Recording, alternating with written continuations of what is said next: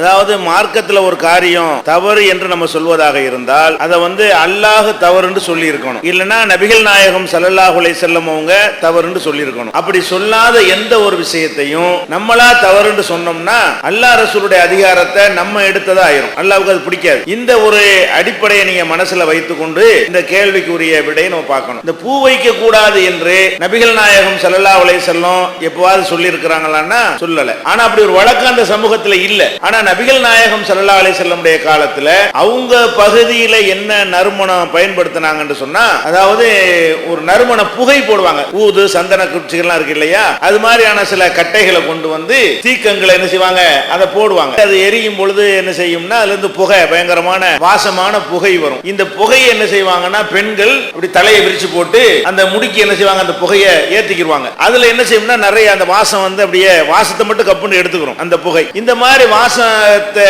போட்டுக்கொண்ட பெண்கள் இரவு தொழுகைக்கு போவாதீங்க. ரசூல் ஸல்லல்லாஹு அலைஹி வஸல்லம் சொல்றாங்க, எந்த ஒரு பெண் தலைக்கு நறுமண புகை போட்டுக் கொள்கிறாளோ இஷா தொழுகைக்கு அவங்க வர வேண்டாம். பலவிதமான தப்பான எண்ணம் கொண்டவர்கள்லாம் இரவுல தான் அலைவாங்க. அந்த மாதிரி வரும்பொழுது பெண்களுக்கு அது நல்லது இல்ல என்ற கருத்துல நபிகள் நாயகம் ஸல்லல்லாஹு அலைஹி வஸல்லம் சொல்றாங்க. அப்ப இந்த நறுமண புகையை போட்டுக்கொண்டு இந்த இஷாவை தவிர அதுக்கு முந்தி உள்ள நேரங்கள்ல எல்லாம் போகலான்னு விளங்குதா இல்லையா? அப்ப பூக்கும் இதான் பொருந்தும். நறுமணத்துக்காக தான் வைக்கிறாங்க, வாசத்துக்காக வைக்கிறாங்க. இது ஒரு விஷயம். இன்னொன்னு என்னன்னு கேட்டா, பகல்லையும் அவங்க நறுமணத்துக்கு ஒரு தடை ஒண்ணு இருக்குது. அது எப்படி தடை இருக்குன்னு கேட்டா, எந்த ஒரு பெண் பிற ஆண்களை ஈர்க்க வேண்டும் என்பதற்காகவே அந்த நறுமணத்தை பூசிக்கொண்டு செல்கிறாளோ அவ நடத்தை கெட்டவள் என்று நபிகள் நாயகம் ஸல்லல்லாஹு அலைஹி வஸல்லம் சொல்றாங்க. அப்ப இந்த பகல் நேரங்கள்ல போகும்பொழுது கூட நம்ம நோக்கம் என்னவா இருக்குன்னு, இங்க வரும்போது அங்க அடிக்கக்கூடிய ஒரு நறுமணம் இருக்கத்தானே செய்யுது.